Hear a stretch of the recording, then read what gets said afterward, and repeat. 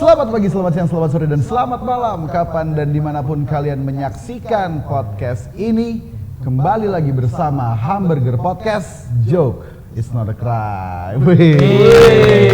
Kolaborasi bareng Wanimoni ya. Wanimoni, terus ini ada teman-teman Purwokerto kita, terus ini salah satu kolaborasi untuk peringatan International Diversity Days yang tahun 2022. Ya. Ini ada banyak kolaborator. Betul. Bang Jadi Jess. kalau misalkan yang minggu lalu kita ada episode yang di Bandung, Ya, betul. ada 2 tuh ya, yang soal dikit-dikit healing sama yang Bhinneka Tunggal Ika juga. Nah ini bagian dari rangkaian itu. Ini Nah, bareng sama tar dulu, teman Purwokerto ya? tar dulu Gan. Iya. Yang penting itu kita kenalan dulu. Oh iya. Jadi sekarang di Hamburger Podcast X Purwokerto kita dan Wanimoni ya. Wanimoni. Nah, ini kenalin dulu kalau gua Jess. Wis, si aku. Si aku. Ardi Rosyadi Hamburger. Nah, di sini karena kebetulan kita ada tuan rumah. Yes. Tuan rumahnya adalah Bapak Bangkit Wismo dari Wanimoni. Bangkit Wismo. Tapi bentar-bentar ini kan kita berempat. Iya. Yang kenalan baru bertiga. Iya. Nah, sekarang tugasnya Pak Bangkit sebagai Sebenarnya tuan ini rumah. nggak harus dikenalin. Oh gitu. Kalau orang Purwokerto itu sudah pasti kenal dengan pria yang satu ini. Karena khas sekali kumisnya dan rambutnya yang klimis, Mas. Ini nggak mungkin orang itu nggak kenal Pak Joko Kumis. Joko Kumis. Ini nama pakainya Pak Joko Kumis. Tapi nama sebenarnya itu adalah Joko Susanto ya, Pak? Siap. Sampai nanya ya nama asli siapa, saking lebih kenal. Saya tuh sampai nggak yakin ini Pak siapa namanya ya. Saya Pak Joko. Alhamdulillah. Sehat jasmani dan rohani. Jos. Itu yang paling penting, Pak. Badan sehat, kalau rohaninya nggak sehat, apalagi kantongnya nggak sehat, bahaya itu. Waduh. Kalau tiga aspek ini. Kalau saya sih yakin. Iya. Badan kita sehat, saya yakin. Jasmani sehat ya itu ya. Sosok lah. Rohani ya oke lah. Perkara kantong ini. Itu gimana tuh? Oh, insya Allah ya. Sehat. Bisa dicek Mas dari cara duduk. Oh gitu. Kalau miring itu berarti sehat itu kan. Kalau gimana? Kalau duduknya miring. Oh kayak gini ya. Karena penuh pasti dompetnya. Tapi kalau di dalam hukum itu namanya ada hukum pembuktian, tidak perlu kita buktikan itu. Nah, ini Enggak. Pak Terus Joko kalau di sini kalau yang duduknya miring, Iya. berarti dompetnya tebal. Ada 2 kemungkinan itu, Gimana? pantatnya sakit atau uangnya banyak. Kan gitu. Ada banyak ini faktor ya. Masalahnya gini, dia yang ngomong kalau duduknya miring, dia duduknya tegak banget. Nah, saya itu tipe orang yang tidak menyimpan dompet. Cashless. Cashless ya. Dapat uang habis. Enggak nyimpen dompetnya disimpen bojone. Iya. Kok tahu Mas? Nah, ini Pak Joko Kumis ini lagi naik daun Mas di Purwokerto dan sekitarnya. Ini karena sedang menangani istilahnya kalau di hukum ya kasus transpuan. Ini lagi luar biasa sekali ini. Lagi naik daun ya? Iya. Kayak ulet aja Pak. Naik Raja Wali di Indosiar Mas. Kalau dulu masih naik lumba-lumba. Oh iya benar. Dia naik Raja Wali. Lanjut. Gimana? Nah itu lagi kasusnya lagi naik. Ini mungkin asik nih Pak Joko sendiri yang cerita, jangan saya yang cerita. Nanti bumbunya terlalu banyak. Oh iya. Gimana Pak? Diceritain coba soal kasus yang saat ini lagi ditangani sama Pak Joko. Bentar. Gimana? Kayaknya tadi belum dikenalin Pak Joko itu siapa? Oh iya, itu ya. Naik daun itu gara-gara apa nih? Ini Pak Joko langsung yang cerita. Oh gitu. Oh, iya. Kalau saya yang cerita nanti jadi panjang. Iya, Pak Joko iya, nggak iya. cerita-cerita susah Mas. Nih, tapi ngomong-ngomong kalau Pak Bangkit tinggal di Amerika namanya jadi Pak Wake Up. Kalau di Norwegia Rice Pak. Iya. Lanjut. Oh iya Pak. Jadi gini loh men. Oke. Jadi kan sebuah kehidupan seseorang itu kan kadang ada sebuah perjalanan yang mungkin tidak kita kehendaki. Sebuah cerita, ada sebuah kasus yang sedang saya tangani, yaitu peralihan jenis kelamin. Nah ini kan jenis kelamin yang mungkin orang lain akan menangani itu mengalami hal yang risih, kemudian susah, karena memang susah ditebaknya, aturan hukumnya tidak jelas. Nah ini ada sebuah peristiwa yang sedang saya tangani adalah peralihan dari laki-laki menjadi seorang wanita. Nah, itu istilahnya transpuan ya. Secara nalurinya dia adalah seorang wanita. Tapi kalau dilihat dari casing, casing berarti tubuhnya fisik ya, fisik. Seperti kita fisik ada jakun, kemudian lagi dada kita nggak besar, itu kan menunjukkan bahwa dia adalah seorang pria. Tapi secara naluri dia adalah seorang wanita. Nah, inilah kemudian proses perjalannya waktu si orang ini, saya sebutkan namanya langsung aja. Nah, dari dulu namanya Pak Fakih Al-Amin, kemudian sekarang berubah menjadi namanya Ica. Nah, ini kan sebuah proses peralihan yang memang kalau di dalam preambul atau pembukaan Undang-Undang Dasar 45 sudah disebutkan ya kan, disebutkan bahwa negara melindungi segenap warga negara. Nah, kan melindungi rakyatnya kan mesti seperti itu. Karena negara diciptakan adalah untuk melindungi, mengayomi, memberikan kepastian dan sebagainya. Tapi apa yang terjadi sebaliknya? Yang terjadi sebaliknya justru kehadiran mereka merasa tidak mendapatkan perlindungan yang mungkin dia merasa dia adalah bagian daripada masyarakat. Nah, inilah yang menjadi gesekan problem yang harus kita hadapi. Dari tadi saya suruh kenalin ya. Enggak usah kenalan apa? Kenalan. Oh, coba kenalan lagi. Saya lahir dari kampung di Banyumas, Purwokerto tepatnya. Saya memang sudah aktif, kurang lebih ya belum lama sih ya, sekitar 22 tahun lah sebagai seorang spesial, kalau boleh katakan praktisi lah. Praktisi, orang mengatakan pengacara, tapi pengacara kelas ya di daerah aja lah. Saya pengacara juga, Pak. Pengangguran banyak acara. Wes ketebak ya, Pak. Iya. Masih nyentil aja. Jadi kita memang terjun di bidang praktisi sebagai bagian, sebenarnya konsep saya sih gampang. Konsep saya adalah mudah karena saya punya kemampuan, saya punya keahlian di bidang hukum. Saya ingin membantu untuk sarana saya berbuat kepada orang lain. Jadi ini pure adalah kemanusiaan.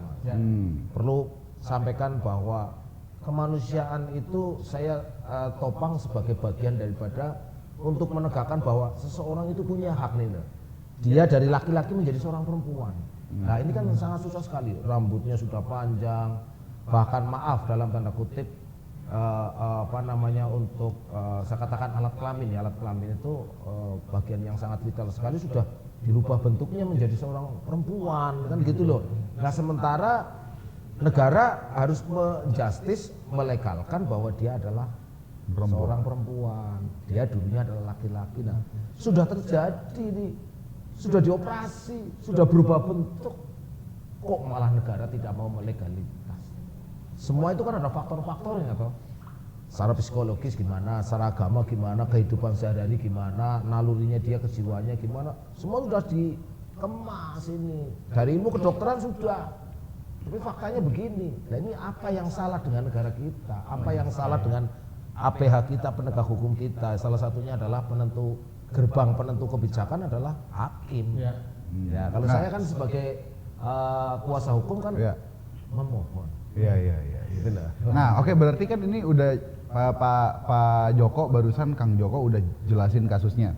Berarti kemudian tadi udah keluar negara seharusnya begini. Memang sekarang prosesnya gimana? Jadi Kang, kalau si Ica ini, si Icanya atau si Fakih, Ica lah ya. Saya panggil Ica ya. Ica itu pada saat proses awal mengajukan di pengadilan tingkat pertama, tingkat pertama, dia memang belum bersama saya, belum didampingi saya dengan orang lain. Nah, ternyata mungkin karena kurang pemahaman atau kurang pembuktian yang kuat sehingga sama hakim ditolak. Ditolaknya itu setelah saya pelajari, dasarnya adalah hanya menyalahi kodrat. Nah, ini kan kita tidak bisa. Betul. Yang namanya jenis kelamin, keinginan itu adalah masuk dalam kategori hak asasi manusia. Seperti kita kehidupan setiap pagi itu, mau baru bangun tidur, ada yang suka perutnya mules, kemudian mau ke belakang, itu adalah bagian privasi seseorang yang tidak bisa diatur oleh negara. Contohnya apa? Orang itu harus bangun pagi itu harus, misalkan ke belakang itu harus jam 7, tidak bisa itu diatur. Saya mau ngopi juga. Nah, itu kan hak, iya, privasi. Namun oleh karenanya ini kan karena mungkin karena pemahaman yang belum lengkap, kemudian juga pergaulan, kemudian tidak melihat aturan-aturan yang ada. Saya berani saja menyampaikan ini karena seharusnya apa? Di dalam ketentuan undang-undang pokok-pokok kekuasaan kehakiman, hakim itu sudah diberikan kekuasaan yang mungkin Samudra Atlantik aja kalah. Samudra mungkin luas sekali, karena apa? Hakim diberikan kekuasaan untuk menentukan dan menemukan hukumnya kalau belum ada aturannya. Kan tidak seperti kita bisa merubah dengan sendirinya. Hakim dikasih kekuasaan oleh negara. Itu untuk administrasi ya Pak ya? Secara hukum kan memang untuk memudahkan Ica ini untuk mendapatkan hak-hak lainnya. Ya, makanya di negara kita kan ada trias politika nih, ada eksekutif, ada legislatif, ada yudikatif. Fungsinya yudikatif ya itulah, memberikan legalitas kepada warga negara terkait dengan kebutuhan hidup seorang di dalam masyarakat. Ini kan untuk kepentingan masyarakat loh, Bro. Coba kita balik ke kasusnya Ica nih. Balik lagi. Berarti kemudian kan Ica udah mengajukan permohonan ke Pengadilan Negeri Purwokerto. Ditolak. Itu waktu belum sama saya. Terus kemudian ketika ditolak dia datang ke saya. Ketika ditolak dia bahasa referensi lah. Kasus-kasus yang pernah saya tangani kan saya mungkin sudah, kalau saya hitung ini yang kelima. Menangani kasus seperti ini. Dekor ini, ahli. Tapi jangan daftar loh ya. Perubahan. Ya nggak apa-apa kalau saya ternyata nanti ngerasa kayaknya saya jadi perempuan ya. Nggak apa-apa toh. Hak asasi manusia. Iya. Bener emang begitu. Saya mungkin ini kasus saya yang kelima. Pertama kali kasus peralihan dari wanita ke laki-laki dan laki-laki ke wanita itu pertama kali di Indonesia. Saya mengklaim di dalam waktu itu pertama kali di Purwokerto. Tahun berapa itu? Orang tahun 2005-2004 lah. Itu ada seorang anak yang dilahirkan memiliki kelamin perempuan. Waktu itu sudah namanya Solihatun Nisa. Sudah pakai anting-anting, pakaiannya sudah pakai daster. Dia kehidupan sehari-hari perempuan. Tapi ternyata semakin besar dia merasakan jiwanya laki-laki. Setelah itu dia datang ke rumah meminta bantuan begini-begini, dia harus merubah buku rapor, akta kelahiran, administrasi kependudukan, itu yang penting. Pada masa itu si kliennya Pak Joko itu umur berapa? Waktu itu kurang lebih SD. Sekolah dasar sudah dirubuk. Terus saya yang perjuangkan dari dia harus operasi, periksa kromosom, kemudian ke psikiater, psikolog, ketua MUI. Waktu saya sampaikan semua, saya yang datangin semua. Padahal itu namanya orang SKTM, tahu ya SKTM ya, surat keterangan tidak mampu. Dia seorang tukang becak. Bapaknya, orang tuanya. Ya bukan berarti saya, tapi ya memang itu bagian daripada yang harus saya bantu. Ya alhamdulillah. Berarti waktu itu kan si anak ini masih SD. Berarti kan ketika dia datang ke Pak Joko, dia didampingi orang tuanya. Iya pasti orang tua. Dan orang tuanya setuju. Saya kan harus memberikan pemahaman dulu nih sama orang tua. Saya harus tanya-tanya kepada lingkungan sekitar. Saya harus orientasi dulu, itu hampir kurang lebih saya tahu tahun lebih saya sebelum proses di pengadilan. Setelah itu saya ajukan dan waktu itu pun saya harus bisa membuktikan dan alhamdulillah dikabulkan. Dan itu kasus itu saya itu sempat dijadikan alat untuk disertasi orang di salah satu perguruan tinggi untuk kasus ini. Karena pertama kali waktu itu muncul Batang, Jakarta, selanjutnya terus banyak. Yang menariknya ya jadi jurisprudensi ya? Ya jurisprudensi lah. Dan menariknya tadi yang disinggung sama Bang Jess soal orang tuanya mendukung itu karena support system atau yang paling dekat nggak ada diskriminasi, itu yang paling penting dulu ya. Iya. Itu waktu itu gimana? Seingat Kang Joko. Waktu Kang itu atau Pak atau Mas? Ya, tergantung suka lagi keluar dari mulutnya apa. Ini juga nggak boleh dipaksa sebenarnya. Jadi kalau menurut Kang Pak Mas Joko, itu waktu itu kenapa atau bagaimana kemudian orang tuanya datang dan bercerita ke Kang Joko tuh gimana prosesnya? Sehingga akhirnya orang tuanya membawa anaknya, ini loh anakku kemudian sepertinya dia adalah laki-laki yang terperangkap dalam tubuh perempuan atau gimana? Jadi setelah dicek secara fisik ada kelainan tidak sebagaimana mestinya, kemudian kan dia dilihat dari nalurinya, kesukaannya. Dia nggak suka hal yang sifatnya kelihatannya kelaki-lakian, suka main bola, kemudian kehidupan sehari-harinya lah. Jadi itu yang menunjukkan sikap. Nah itu yang kemudian untuk dasar meyakinkan saya adalah saya harus ngecek yang namanya kromosom. Kromosom itu ada kromosom X dan kromosom Y. Nah, kalau X laki-laki, Y kan perempuan. Nah, ternyata kecondongnya adalah ke X. Dari itu perubahan. Nah, itu pun harus berjalan lama. Nggak bisa langsung spontan berubah, itu nggak bisa. Saya ke rumah sakit di Semarang, langsung saya bawa Jogja, dioperasi, selesai saya ambil keputusan untuk dirubah. Alhamdulillah selesai. Kemudian yang kedua, ketiga, kepada ini yang saya menangani yang terakhir di Ica ini. Ini yang kelima berarti ya Pak? Ini kelima. Ini Ica. Ica udah, ya maaf saya bukan merendahkan yang ngurusi dahulu, tapi karena mungkin pemahaman yang karena dia usianya sekarang adalah 29.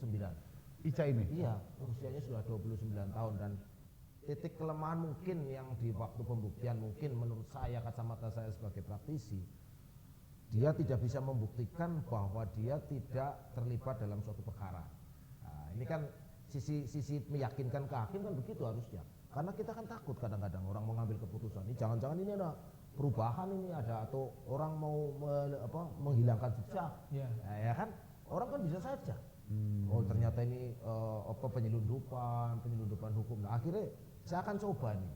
Mudah-mudahan dengan saya coba ini saya terobos dengan dia adalah bebas perkara pidana. Dengan adanya bebas perkara berarti satu dia adalah bukan DPO. DPO itu daftar pencarian orang. Berarti kan dia bersih. Nah, harapan saya dengan terobosan itu bisa membukakan hakim dari Mahkamah Agung untuk mengabulkan kasasi. Kasasi. Berarti sekarang memang lagi proses kasasi. Iya, kan kalau udah berapa bulan atau udah berapa lama proses kasasi ini masuk? Jadi gini ya, kalau yang namanya permohonan, kalau perkara perdata biasa itu kan ada tingkat pertama banding kasasi.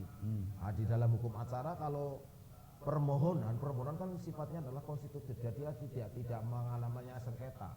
Jadi kalau permohonan langsung dari permohonan, kalau dia tidak dikabulkan, ya bisa mengajukan kembali atau dia mengajukan kasasi. Kenapa saya mengambil sikap kasasi? Karena permohonannya ditolak. Kalau permohonannya tidak diterima, saya ngajukan baru. Nah ini ada dua sisi yang kita secara awam nggak ngerti. Kalau ditolak, saya harus kasasi. Tapi kalau tidak diterima, saya ngajukan gugatan baru, permohonan baru. Sehingga hukum acaranya, saya ngajukan kemarin di tanggal 9 Mei. 9 Mei, sekarang berarti baru jalan 3 mingguan ya? Ya kurang lebih, kurang lebihnya segitu. 3 mingguan.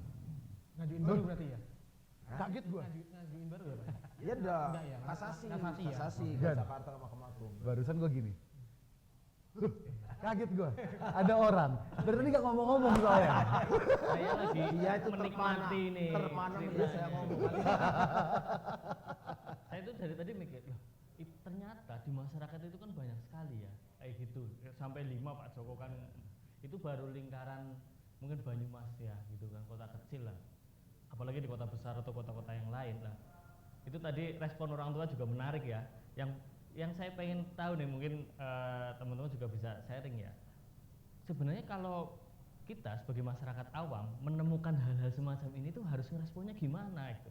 Sebagai orang desa kan ya waktu ya, kalau kayak gitu kan, nggawe gara-gara tok dan sejenisnya. Padahal prosesnya Di bawah ada translate-nya nanti ya. jangan ngomong Banyumasan ya Bapak. Ngapak-ngapak. Iya, ngapak-ngapak. Jadi orang ngapak orang kepenak ya. Mudeng orang Mas. Orang apa orang kepenak. Ya pertanyaannya Mas Bali dijawab sama Mas Jin. Iya, monggo Pak. Ya maksudnya sebenarnya kalau masyarakat ketemu hal-hal semacam ini harusnya gimana? Harusnya gimana? Kalau gua sih udah apa ya? Kalau mau ngomong ini aneh nih, ngomong kasarnya. Pertama nih ya, kalau mau ngomong kasarnya nih, yang dari cara yang paling kasar, gue mikirnya gini ya, wes dia mau ngapain juga nggak ada urusan sama gue. Itu cara berpikir paling kasarnya kan gitu. Tapi kalau cara berpikir yang tidak kasarnya ya, gue mikirnya ya itu haknya dia. Kok kita yang ngatur-ngatur kelaminnya dia? Kok kita yang ngatur-ngatur misalkan orientasi seksualnya dia gitu? Iya. Iya kan? Ngapain? Dan kebetulan kalau misalkan ngomong pengalaman, kalau kita ngomong tadi transgender atau transseksual, transpuan, transpria itu kan T, ya. Kan LGBT, lesbian, gay, biseksual, transgender. Ada lagi sebetulnya IQ, intersex atau queer gitu ya. Ada lagi plus tuh karena memang ada banyak sangat luas, sangat fleksibel, sangat fluid itu sangat cair gitu. Kalau kebetulan kalau dari dulu dari SD ada temen yang memang bahkan temen dari TK, dia laki-laki gitu, tapi kemudian memang dia lebih cenderung memiliki ekspresi sebagai nggak ekspresinya pun nggak perempuan, tapi memang dia tidak menyukai olahraga yang seperti itu ekspresi juga. Ekspresi yang kita ini ya. Dan kemudian ternyata temanku yang dari TK, SD, SMP, SMA bareng ini ternyata di saat-saat kuliah dia baru ngomong ke keluarganya, ke gua. Ke lu. Ngomong kalau ya gua ini gay. Terus kenapa gitu ya, nggak masalah. Ya nggak masalah, betul. Dan memang teman-teman yang awalnya banyak sih, kalau gue banyak ngalamin teman-teman yang awalnya nggak terbuka, lalu entah gimana mereka akhirnya ketika ngelihat gue akhirnya terbuka. Jess, gue sebetulnya pengen ngaku nih, gue ini gini dan mereka yang kaget. Kenapa mereka yang kaget? Karena gue nggak kaget. Hah, kok lo nggak kaget sih? Malah gue yang jadi kaget. Gitu. Jadi mereka membayangkan ketika mereka cerita gue akan kaget. Lalu ketika mereka cerita, gue nggak kaget. Mereka yang kaget. Kok lo nggak kaget? Emang tapi gitu. tipe orang itu beda-beda. Kalau temannya Jess tadi ada yang terbuka yang menyampaikan orientasi seksualnya secara terbuka sama Jess. Ada juga yang memang tidak berani. Iya. Karena memang kondisi lingkungan kita itu masih ada yang menganggap itu hal yang tabu. Dia berani terbuka sama gue mungkin karena dia tahu gua itu si Jess nih memang kayak enggak yang gimana-gimana gitu ya. Makanya ada yang menganggap hal tabu, ada yang mendiskriminasi dalam bentuk apapun, menganggap itu adalah kelainan. Ya. Ada yang menganggap itu sebagai sampai ada yang diruqyah. Iya. Itu kan sebenarnya nggak ada hubungannya gitu loh. Dan itu salah satu bentuk apa ya? Ya kayak pemaksaan, kayak diskriminasi apapun. Intinya tadi yang pertanyaannya Mas Bangkit, kalau dari pribadi jawabanku sebenarnya ya sesimpel ya udah, jangan menganggap ini suatu hal yang aneh, menganggap satu hal yang bisa dikatakan menyimpang. Ini hal yang biasa, yang betul. Setiap orang itu berhak kok untuk mengekspresikan. Kayak kita seneng main bola, ada yang seneng main boneka, ada yang seneng mengoleksi boneka, ada yang seneng mengoleksi robot-robot. Itu kan ekspresi sebenarnya. Sesimpel itu kita pengen melakukan apa yang kita mau, kayak gitu sih. Iya. Kadang memang kadang teman-teman atau sekitar kita juga menganggap itu hal yang keliru, padahal ya nggak ada yang keliru. Makanya kan sekarang dikenal ada yang namanya konsep SOGIB. SOGIB apa? SOGIEB. SO itu sexual orientation, G itu gender identity, GI ya. E itu expression, B itu body. Jadi itu semua misalkan gini. Aku laki-laki. Itu adalah gender identity-ku gitu ya. Kemudian sexual orientation-ku adalah aku hetero. Ya. Yaitu ada juga yang kemudian gender identity-nya dia tetap mengidentifikasi dirinya sebagai laki-laki misalkan, tapi kemudian sexual orientation-nya dia bisa saja menjadi seorang gay atau seorang biseksual gitu. Ya meskipun sebetulnya ya dalam kerangka ini aku tidak terlalu memiliki wewenang untuk ngomong itu. Karena kemudian aku bukan orang yang mendapatkan diskriminasi ya sebagai seorang laki-laki yang memiliki ya istilahnya kalau orang bilang itu cheesehead male gitu ya, full of privilege. Bahasa Inggris sangat ya, Pak. Ya, biar keren aja. Oh iya siap. Tapi kemudian ya karena kebetulan di sini memang kita doang yang bisa ngobrol, jadi ya aku ngomong aja gitu. Ya gitu, faktanya memang kenapa akhirnya orang-orang mungkin jadi sulit untuk terbuka di soal-soal kayak gini. Itu tadi, bahkan oleh negara kalau aku nggak salah ini dianggap sebagai pesos kan? Iya. Penyakit sosial saya dibilang. Nah itu tadi kan menganggap kelainan, penyakit itu sampai ada yang diruqyah, sampai ada yang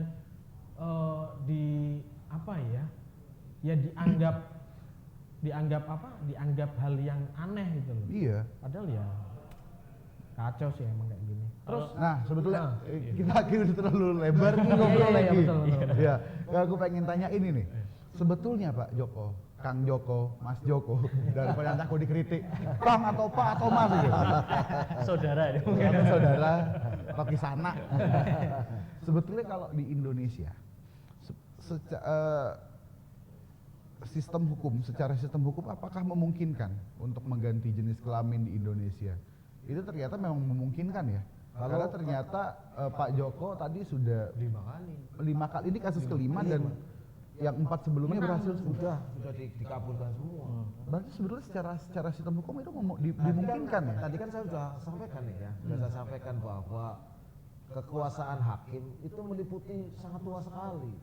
Sampai kapan dia, kalau di dalam aturan masyarakat itu tidak ada aturan, dia harus menemukan hukumnya, harus menentukan. bikin aturan sendiri. Boleh, karena undang-undang begitu. Inilah, jadi jangan terkungkung yang namanya hakim itu hanya aturannya nggak ada, tolak, nggak bisa. Namanya hakim itu udah, makanya jadi hakim susah, karena memang harus pandai menemukan aturan hukumnya, pandai membuat aturan sesuai dengan aturan yang ada, sepanjang itu bisa dipertanggungjawabkan baik dari sisi sosial, agama, keilmuan, dan faktor-faktor yang lain. Karena undang-undang membolehkan kok. Ini aturannya kok nggak ada, aturannya hakim boleh menemukan. Makanya saya bilang sama Masnya bahwa kalau kasus-kasus kayak ini kan tadi sampaikan ada yang dari laki ke perempuan, perempuan lagi. Bahkan ada yang terjadi itu 2 kelaminnya. Kelamin ganda. Jadi ada satu alat kelamin perempuan, satunya laki-laki. Tumbuh bareng. Itu di kliennya, salah satu kliennya. Salah satunya ada yang kelamin ganda. Jadi dia memiliki 2 kelaminan. Nah, setelah itu kita harus pastikan kecenderungannya di mana ini. Nanti salah satunya yang kita tutup, kita harus operasi. Jadi ada yang memang pure dia itu dari laki ke perempuan, tapi kan seperti ini si Ica, ini laki dari perempuan. Jadi kalau dulu itu yang si Kartini sama Kartono jadi Kartono itu 2 kelamin ganda namanya. Ini beda lagi, kalau itu kelamin ganda. Jadi memang 2 alat itu tumbuh bareng. Nah ini kan kita mau menyalahkan siapa kalau begini? Iya betul. Ya berarti orang-orang yang kemudian mau menyalahkan kelompok ini ya nyalahin Tuhan tanda ya. Ya kan orang yang nyiptain Tuhan kok. Kita kan kadang-kadang hanya pemahaman aja yang tidak mengerti. Kalau orang sudah mengerti baru dia paham. Nah, sehingga dia akan mengolok-olok karena memang dia nggak paham. Kalau orang sudah paham baru dia bisa mengerti. Ada Jadi empati kalau ngerti. Oh, masuk banget. Masuk. Pertama kali saya nangani kasus itu, jangankan orangnya, saya jadi hujat. Oh iya. Iya Dino, nggak mungkin ada laki-laki perempuan jadi laki-laki. Saya diketawain. Saya apa terus PD-nya kurang? Enggak. Saya yakin aja, karena yakin bahwa Tuhan menciptakan itu tidak salah. Ya, Tuhan menciptakan tidak salah. Kenapa dia harus berkelamin ganda? Ada apa maksudnya? Manusia yang suruh berpikir, kan gitu lah. Berpikir. Ini menarik kayak Pak Joko itu malah saya pengen tahu. Indang Erika bisa nengkono iki kepriye? Bahasa Indang. Artinya apa tuh? Itu kenapa Pak Joko itu bisa dapat 4 kasus? Kan kayak spesialis tadi itu ya.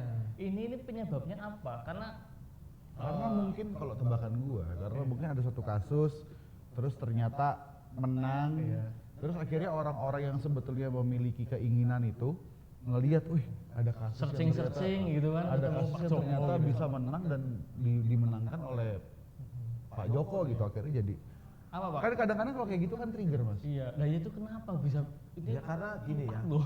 saya berpikir gini, ketika awal pertama kali saya nangani kasus yang seperti itu, saya harus cari referensi aja saya susah.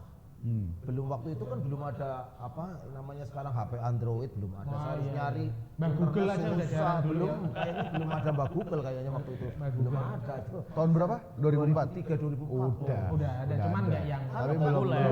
belum populer. Iya, Nggak belum populer. populer. Kayak saya juga paling sebatas mencari dan mencari informasi. ya. Tidak ada literaturnya, Mas. Tidak ada. Saya menemukan sendiri, saya berusaha sendiri, saya padukan sendiri dengan keilmuan yang saya miliki untuk menyatukan sebuah putusan. Gitu lah. Ya, saya berani mencoba. Bagaimana kita mau berhasil? Dicoba aja belum. Ya kan? Prinsip saya Bu, jangan takut melakukan kesalahan. Pernah mencoba aja enggak. Nah itulah prinsip saya, kadang-kadang orang lain pakai. Dicoba, gagal, maju lagi. Alhamdulillah dicoba, alhamdulillah berhasil. Kita kan koordinasi dengan Majelis Ulama Indonesia Kabupaten Banyumas waktu itu, kemudian juga dengan psikolog, kemudian dengan ahli, maaf dalam artian secara kejiwaan dia. Ada dari dalam artian gini, maaf, dalam tanda kutip akan ada orang yang kemasukan seseorang makhluk dari luar, gaib masuk ke dalamnya sehingga dia menyerupai seolah-olah kayak perempuan. Kan ada yang terjadi seperti itu. Jadi maaf, misalkan dia seorang kemasukan mungkin jin perempuan sehingga dia pola tingkahnya seperti orang perempuan padahal dia laki. Dan jangan sampai ini terjadi sehingga saya pun konsultasikan. Ya maaf dalam arti seorang kejawen bukan berarti saya gimana-gimana, tapi saya hanya ingin menanyakan. Ini ada nggak pengaruh alam di bawah alam sadarnya dia ke pengaruh ini? Saya coba sampai seperti itu saya memikirnya. Saya padukan. Akhirnya jadilah. Semua itu harus kita kolaborasikan. Kolaborasi ya. Iya, makanya saya pun tanya sama orang yang maaf yang punya ahli itu. Jangan-jangan ini dimasuki makhluk halus yang sifatnya seperti seorang perempuan. Bisa terjadi seperti itu. Ya karena dimensi-dimensi itu masih diakui di Dan kita masyarakat diakui di Indonesia masyarakat ya. seperti itu. Contoh, kayak pertunjukan efek galumping itu. Yang namanya Lais. Lais itu cowok. Tapi dia dimasuki, tadi bilang Indang, masuki semacam roh, itu perempuan. Sehingga dia bisa menari, melenggak-lenggok sebagaimana perempuan. Itu ada memang. Nah, kalau yang Lengger ya Pak? Lengger.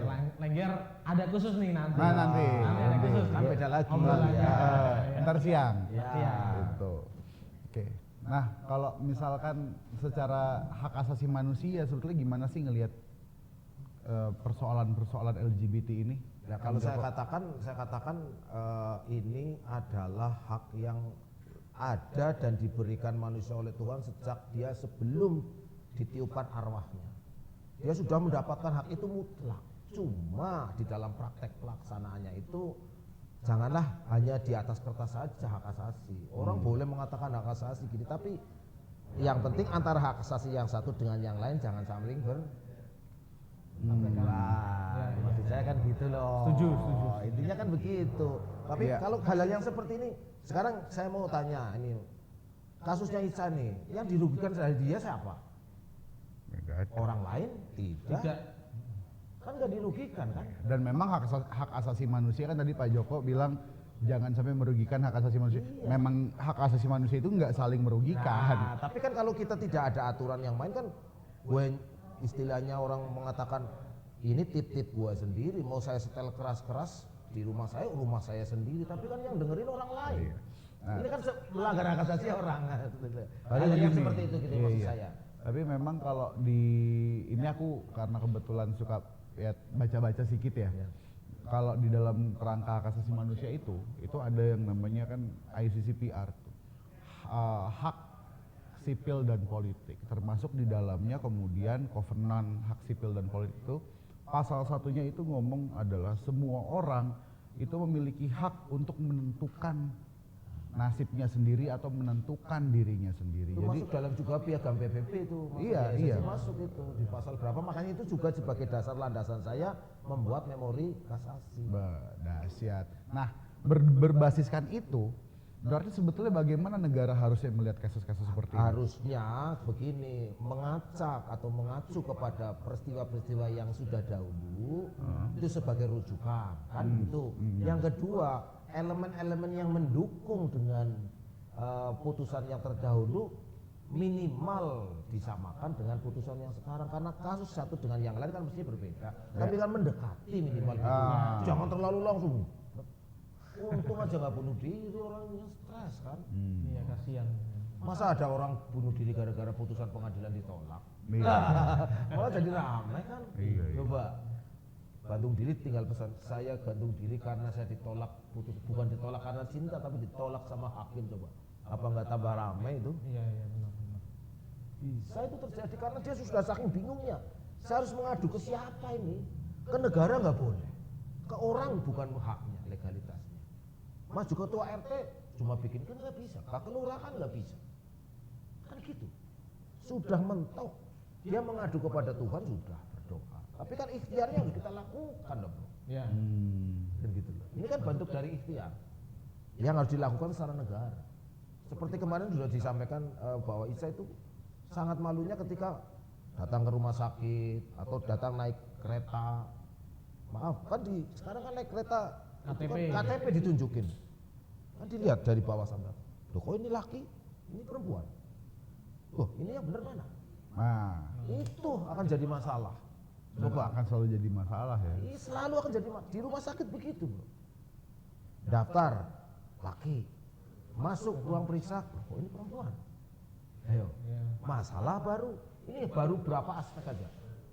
Naik pesawat, jadi masalah baru lagi. Tanya, loh, kok ini perempuan? Ini laki-laki. KTP-nya laki. Naik kereta kan harus Iya, ditunjukkan toh, harus. KTP-nya. Nah ini, sampai di mana itu? Harusnya berpikir sampai ke sono. Nah, itulah yang sedang saya perjuangkan. Jauh mana? Untuk naik kereta aja sudah pusing dia. Iya, untuk administrasi. Itulah maksud saya kan gitu loh. Iya. Memang hak administrasi itu emang salah satu yang saat ini masih melekat juga sih. Jadi, Iya. jadi memang itu salah satu hal yang harus diperjuangkan. Sedetail, sekompleks itu permasalahan ketika memperjuangkan hak oleh Pak Joko ya. Jangan disalahkan kalau dia nanti ada orang yang berbuat jahat nih, akan dimanfaatkan untuk melakukan kejahatan orang lain tapi diperalat dia. Ya kan? Bisa terjadi nih. Seolah-olah dia perempuan, dia masuk dalam kategori perempuan, ikut rombongan perempuan, tapi ternyata dia laki. Menyelundupkan sesuatu, gini dan sebagainya. Apa jadi masalah? Ini kan sebuah hal yang sedang saya perjuangkan. Negara jangan seperti Buddha. Lihatlah kanan kiri, jangan boleh berbicara lurus dengan keadilan, tapi lihatlah sisi-sisi sosial. Jangan hanya hukumnya aja letter lebu. Oh ini tidak ada aturannya, kamu nggak boleh. Nggak bisa. Kan gitu loh. Contoh, misalkan orang-orang yang mungkin tidak beragama, apa di sini tidak boleh menikah? Ya boleh, ada aturannya kan. Atau yang menikah misalkan ketika itu dia menikah hanya di bawah tangan misalkan. Apakah negara bisa melegalkan? Boleh sekarang dilegalkan. Itu kan kasus-kasus yang ada di masyarakat nih. Iya. Ya ini kan. Jadi seorang penentu kebijakan atau yudikatif sebagai dia lembaga yudisial itu jangan Kaku ya. ini kacamata kuda nih loh. Ditutupi matanya taunya begini. Kalau sepanjang dia mau lurus terus silakan.